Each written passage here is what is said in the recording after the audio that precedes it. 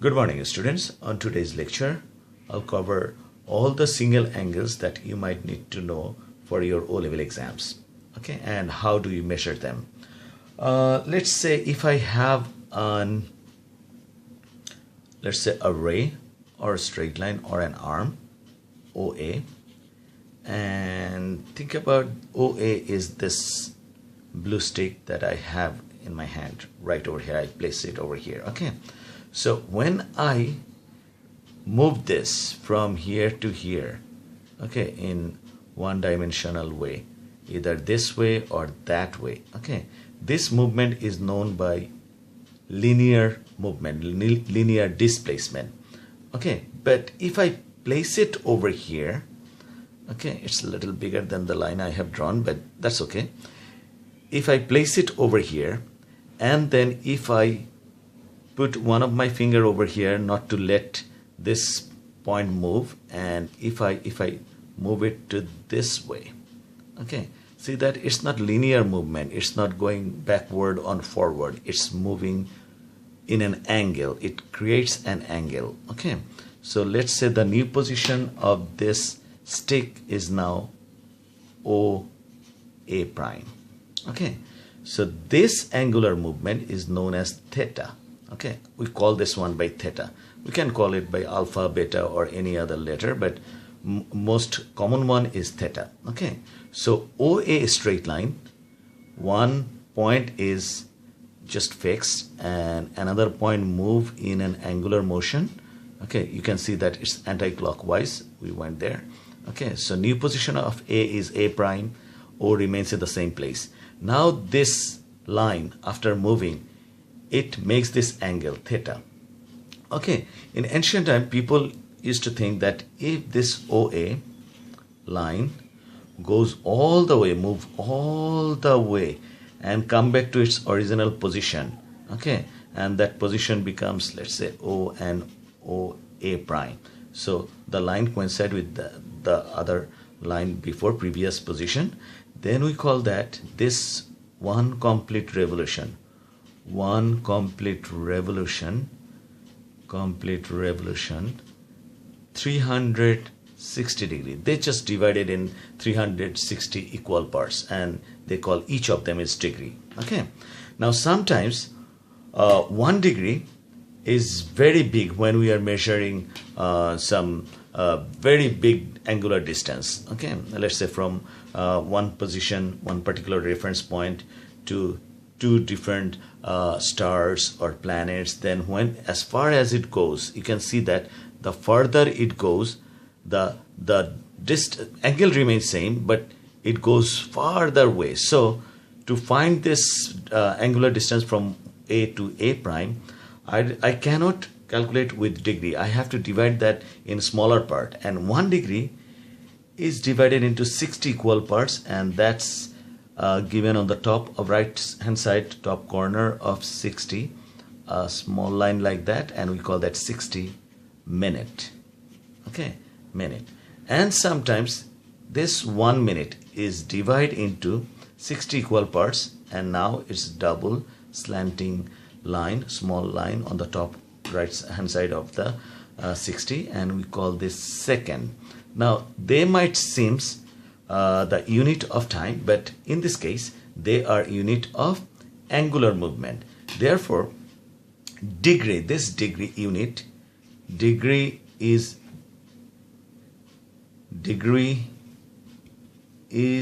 the unit of angular measure, or you can say angular movement. Okay, this is the definition of degree, the way we calculate or measure the angular movement. Okay, and the way by definition, it says that when two straight lines meet at a point, they form an angle. I'm gonna do that one as well.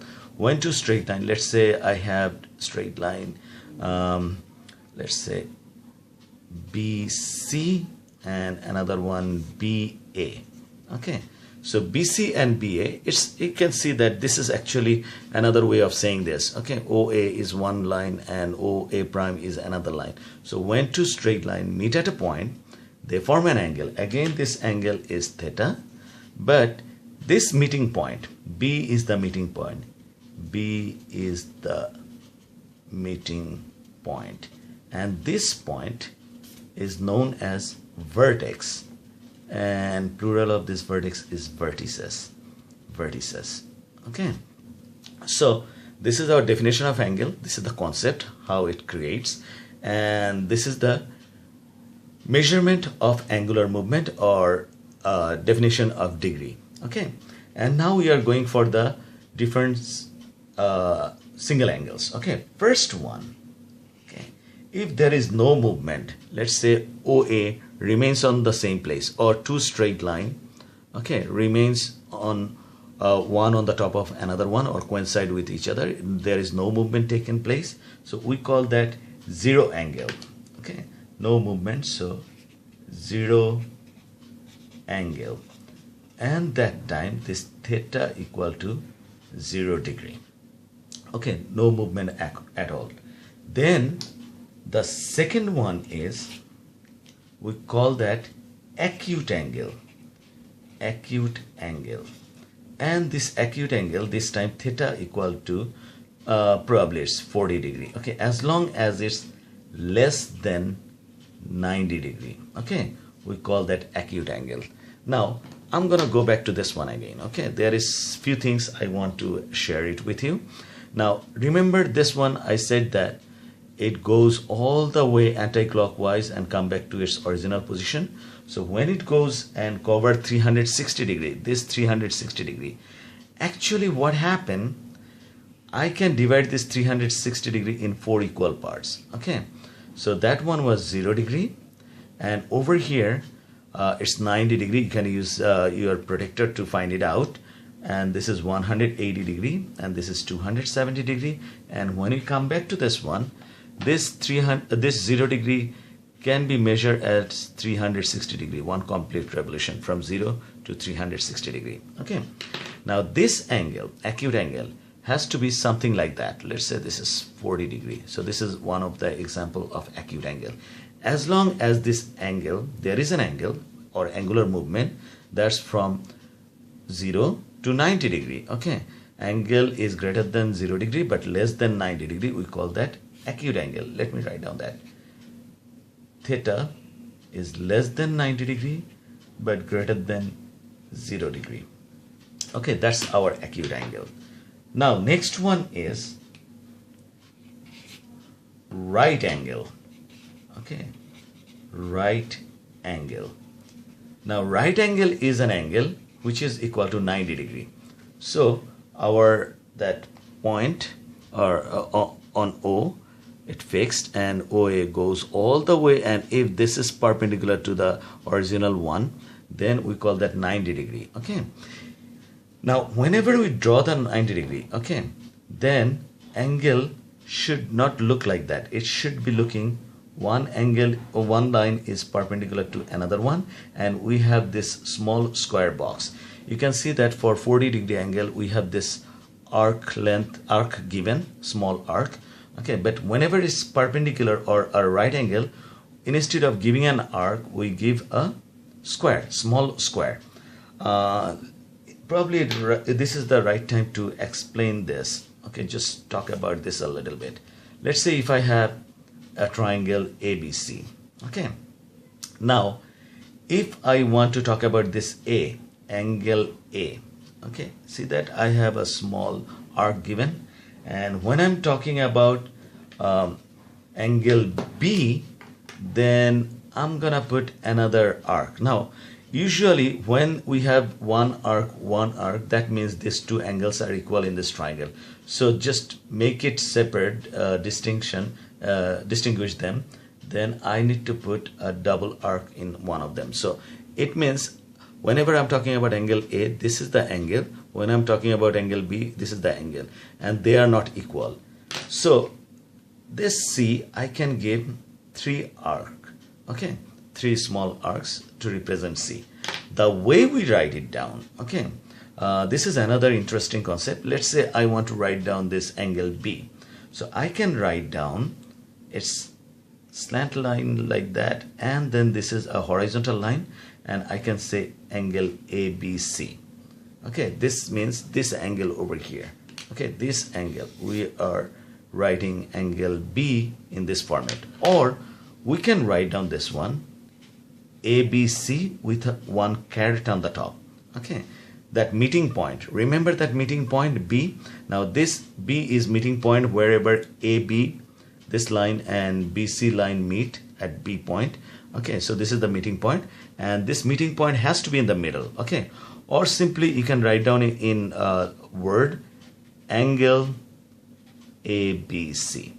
This is the way you can write it down, or you can simply use one letter, angle B, or you can write down B with a caret on the top, or you can write down angle B. Okay, all of them are acceptable. Okay, these are all acceptable way to say this is the angle we want to talk about. Okay, now see that all the angles that are not 90 degree, that two lines AB and BC are not perpendicular to each other, then we use arcs to represent those angles. But as long as they are perpendicular, we just give a small square sign like that. Okay, every time you see this, you just think this is a 90 degree. Okay, so right angle is theta, which is equal to 90 degree, and these two lines are known as normal. Let me write on that. Normal, you can find this word in admaths pretty often, normal, or this is orthogonal or perpendicular to each other. Okay, orthogonal or perpendicular. Okay, perpendicular. Okay, now next one is obtuse angle. Obtuse angle. Okay, what is obtuse angle?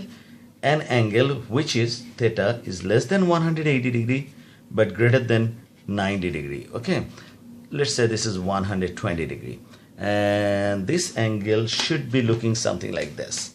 Okay, over here, so this is CB, and over here any place in the first quadrant. Okay, in the first part over here is acute angle, and this is straight, this is a straight line perpendicular to this one, so that's going to be 90 degree, and this obtuse angle should be something like that, and this is the theta. Okay, and this is A, and let's say this is 120 degree. This is an example of obtuse angle. Okay, now we're gonna go for number 5, that's straight angle. Okay, straight angle. And straight angle is when an angle, this theta in this case, is 180 degree. So it can be, there is B, there is A, there is C. So this angle, I'm talking about this angle over here. Okay, the difference between the straight line AC and angle ABC is there should be a point and an angle should be shown with an arc. But in a straight line, if we are talking about AC line segment is just like that. Okay, it shouldn't be any angle shown in the middle. Okay, so this is our straight angle, which is equal to 180 degree. Now next one is an angle, we call this one reflex angle. Reflex angle, and this angle equals to more than 180 degree, 180 degree, the theta more than 180 degree but less than 360 degree. Okay, let's say in this particular case theta equals to 230 degree. Okay, 230 degree. The way we can draw it, probably it's gonna go this way, something like this, and we are talking about this angle over here. Okay, so A, B, C. Okay, this angle is known as reflex angle. And the last one is full angle, or we can call it complete angle. Complete angle, or sometimes we call it perigon angle. Perigon angle. And this angle is when theta equal to 360 degree. This angle 360 degree is known as a complete angle or full angle or a perigon angle. Okay, now the difference between 0 degree angle and 360 degree angle is, remember that line, it didn't move for 0 degree angle, okay, but 360 degree it moves all the way and complete one revolution and come back to the original position. Value wise they are the same, but the formation wise they are not the same. And one last thing, whenever you are writing the greater than sign, that means these are all slant line like this, one slant line like this, another slant like this. But whenever you are writing angle, the symbol you are writing for angle, it's a slant line, and this line over here is horizontal line. Okay, it's a horizontal line that represent angle, and this one is greater than sign, okay, or symbol. Okay, now if you are writing that, it's if you draw a horizontal line like that, so this is my angle. Okay, without that, when this two slant line, that's our greater than sign. Okay, these are all single angles you need to know. I hope it's pretty understandable and very easy. If you have any question, leave in the comment box. Okay, see you in the next video. Take care. Bye.